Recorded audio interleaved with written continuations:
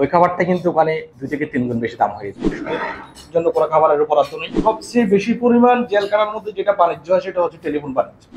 এই টেলিফোনটার মধ্যে যদি আপনি পার মিনিটে 50 থেকে 60 টাকা না দেন, আপনি কিন্তু কথা বলতে পারবেন। থাকার বেলায় যে বাণিজ্যটা, ওয়ার্ডে যারা ম্যাট থাকে কিংবা রাইটার থাকে, যারা ওয়ার্ড হচ্ছে কয়েদিরা যারা পরিচালনা করে, ওরা হচ্ছে ওই কাগজটা নিয়ে নেওয়ার পরে তার এর সাথে যখন একটা চুক্তি হয় যে আপনার যদি দেখা করার জন্য যে স্বজনরা আসে, 1 দেখায় 2 দেখায় অথবা 3 দেখায়, যে পরিমাণ টাকাটা চুক্তি হয় ওই পরিমাণ টাকাটা হচ্ছে ওরা ব্যাপার। এটা একটা বিষয়। খাবারের বেলায় চট্টগ্রাম কারাগারে যদি 6000 বন্দী থাকে, অনেবারে যে 2 থেকে 3000 বন্দী কিন্তু ক্যান্টিন থেকে খাবার কিনে খায়। ওরা কিন্তু কারাগারে যে খাবারটা দেয় অনেকে নিতে পারে না, অনেকে শুরু থেকে গিয়ে খেতে পারে না।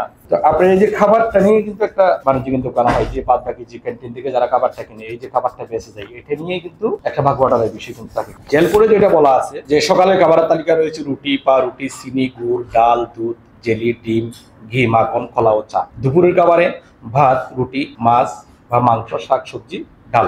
কয়েদিদের বেলায় সকালের নাস্তায় যেদিন হচ্ছে খিচুড়ি দেওয়া হয় সেদিন হচ্ছে 12 টাকা, হাজিদের জন্য হচ্ছে 10 টাকা। সবজি রুটি যেদিন দেওয়া হবে সেদিন হচ্ছে কয়েদির জন্য 10 টাকা আর বন্দীর জন্য হচ্ছে 9 টাকা। হালুয়া কিংবা রুটি যেদিন দেওয়া হবে সেদিন কয়েদির জন্য হচ্ছে 16 টাকা, বন্ধুর জন্য 15 টাকা।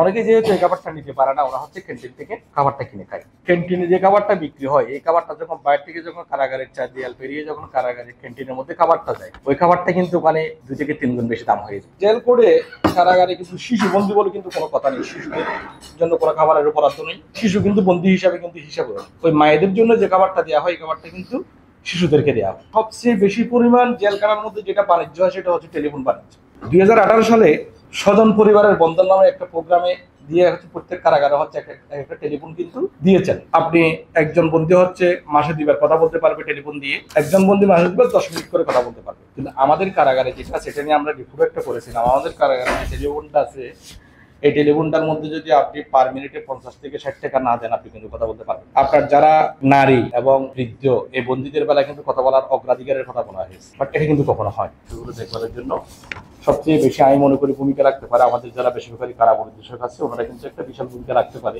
যেহেতু বিষয়গুলো ছোট ছোট, সরকারি বরাদ্দের জন্য কিন্তু অপেক্ষা করতে হবে যদি বেসরকারি কারা পরিদর্শকরা যদি উদ্যোগ নেয়।